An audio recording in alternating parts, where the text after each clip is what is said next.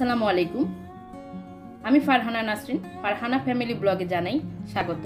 আজ আমি নোয়াখালী জেলার ঐতিহ্যবাহী পিঠা একটা রেসিপি করে দেখাবো। আর এই পিঠাটাকে আমরা বেশ কয়েকটি নামে চিনে থাকি।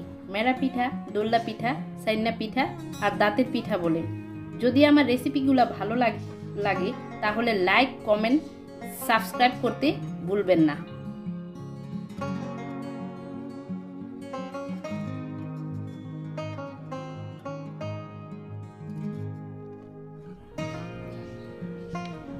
চলুন দেখি সাইয়া পিঠা বানাতে কি কি উপকরণ লাগে। আমি এখানে মেজারমেন্ট কাপের 2 কাপ শুকনো আতপ চালের গুঁড়া নিয়েছি। এখানে নিয়েছি গরুর দুধ 2 কাপ, আর এখানে খেজুরের গুড় 1 কাপ, আর এখানে নিয়েছি কোরানো নারকেল 1 কাপ, আর নিয়েছি স্বাদ মতো লবণ। এই পিঠাটা বানানো শিখেছি আমার মায়ের কাছ থেকে। চলুন তাহলে শুরু করা যাক সাইয়া পিঠা বানানো। চুলাতে আমি একটা হাঁড়ি বসাই নিলাম।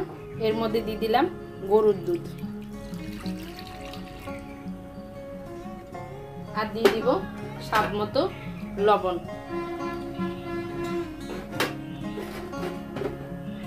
এখন আমি দিয়ে দিব কোরানো নারকেল,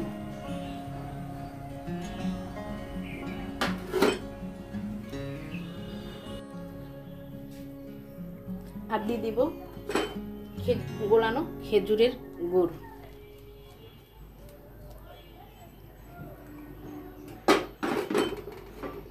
এখন আমি এটাকে ভালোভাবে নেড়ে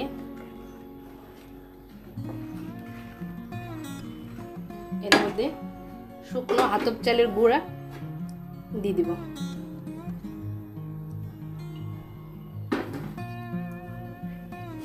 এটাকে আমি ঢাকনা দিয়ে ঢেকে দিব, আর চুলার হাইটটা একদম লো মিডিয়ামে দিব 4 মিনিট। যদি আপনারা পরিমাণে বেশি পিঠা করেন তাহলে সময়টা একটু বেশি লাগবে। আমি যেহেতু 2 কাপ পরিমাণের চালের গুঁড়া নিয়েছি, সেই জন্য 4 থেকে 5 মিনিটের মধ্যেই এটা হয়ে যাবে। এখন আমি ঢাকনা সরায়া এটাকে একটা কাঠের দর্জি দিয়ে ভালোভাবে নেড়ে দিব।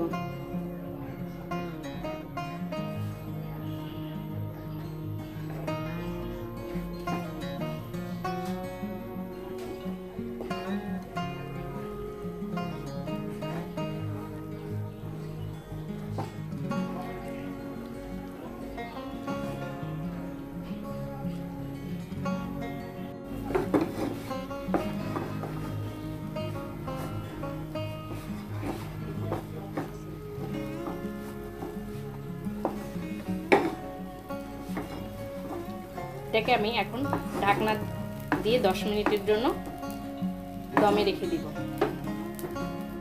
চুলাটা বন্ধ করে দিব।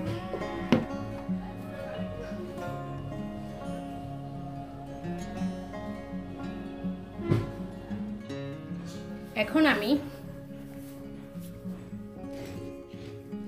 কড়াই থেকে এই সাইয়া পিঠা বানানোর ডোটা ছড়ানো প্লেটের মধ্যে ঢেলে নিব। এটা কিন্তু এখন ডোটা বানানোর জন্য ময়ান করে নিতে হবে। এখন এটা কিন্তু গরম আছে, এটাকে গরম গরম থাকা অবস্থায় আমাকে ডোটা তৈরি করে নিতে হবে। 2 থেকে 3 মিনিটের মধ্যে ময়ান করে নিলেই পিঠা বানানোর জন্য এটা রেডি হয়ে যাবে।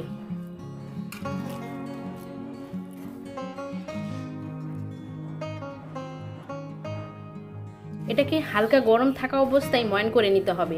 ঠান্ডা হয়ে গেলে কিন্তু আর পিঠা ভালো হবে না। আপনার পিঠাটা সফট হবে তখনই যখন ময়ানটাও খুব সুন্দর হবে। এভাবে আমি 2 থেকে 3 মিনিট এটাকে ভালোভাবে ময়ান করে নিব।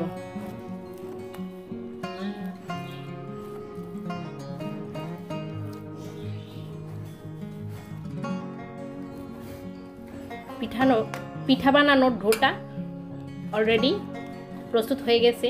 চলুন এখন তাহলে আমরা পিঠা বানানো শুরু করি। আমি এরকম একটা পিঁড়ির উপরে রেখে তারপরে পিঠাগুলার শেপ দিতে থাকবো। এরকম অল্প কতটুকু পিঠার ডো নিয়ে তারপরে আমি ঘুরে ঘুরে পিঠাটা বানিয়ে নিব। আমি তেমন ভালো পারি না, তারপরে চেষ্টা করছি আপনাদের সাথে পিঠা বানানোর।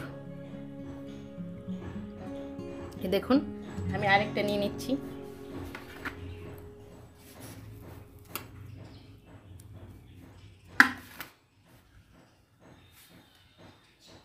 আমি এভাবে সবগুলা পিঠা বানিয়ে নিব। দেখুন আমি সবগুলা পিঠা এভাবে বানায় নিছি। এখন পিঠাগুলা ভাপ দেওয়ার পালা। সেজন্য আমি এরকম একটা সসপ্যানে পানি নিয়েছি, আর এর মধ্যে দিয়ে দিব এখন বাঁশের চালুন। তারপরে আমি পিঠাগুলা দিয়ে দিব। আমি পিঠাগুলা দিয়ে দিছি। এখন একটা ঢাকনা দিয়ে দিব,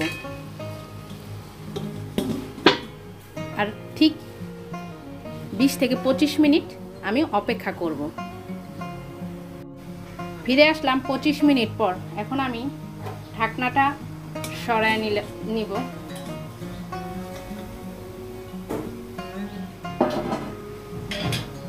আর পিঠাটা হয়েছে কিনা সেটা কিভাবে টেস্ট করব, এরকম একটা টুথপিক নিয়ে আমি এই পিঠার ভিতরে এই ঢুকাইয়া তারপরে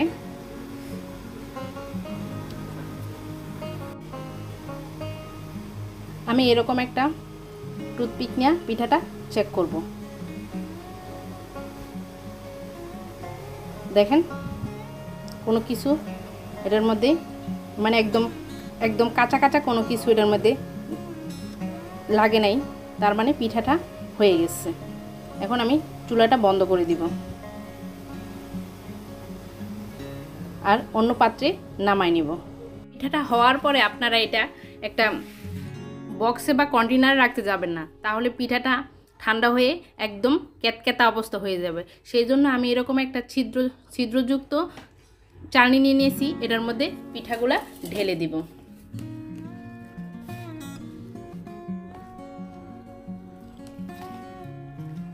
ঠান্ডা হলেই